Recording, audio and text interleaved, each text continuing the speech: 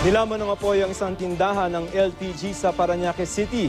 Kinukumpuni raw ang kalan sa tindahan ng mga tangke sa isang palengke nang bigla itong sumabog.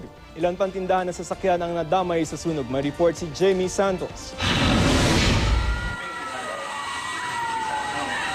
Isang malakas na pagsabog ang umalingaw-ngaw sa San Antonio Wet Market o mas kilalang Bernabe Market sa Parañaque bandang alas 8 kaninang umaga. Makikita sa cellphone video ang paglamon ng apoy sa isang tindahan ng LPG. Agad rumesponde ang mga bumbero. Ang mga tao nagtatakbuhan sa takot. Lumalabas sa inisyal na investigasyon ng Parañaque Fire Department na may nagpakumpuni ng kalan sa tindahan ng LPG.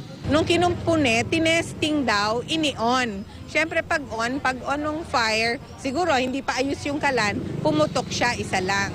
Knowing na there are about 50 LPG tanks inside, isa-isa na siyang nagputukan after that. Nakatakbo raw agad ang nagpakumpuni ng kalan at ang tauhan ng tindahan ng LPG, pero bahagya siyang nasugatan. Sa lakas ng pagsabog, nabasag ang salamin ng katapat na computer shop. Nakita ko kanina umaga, may apoy na yung tapos sitakbuhan yung yung nandyan sa loob. Dahil sa pagsabog, naugarin daw ang bubong ng pamilihan.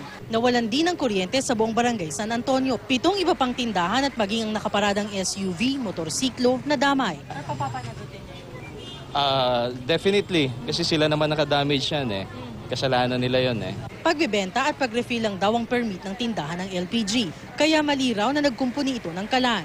Talagang hindi po kasama sa services nila yung repair ng LPG or any kalan.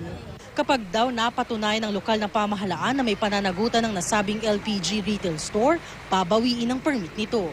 Kinukumpuni na rin ng Meralco ang mga nasirang linya ng kuryente sa barangay. Jamie Santos, GMA News.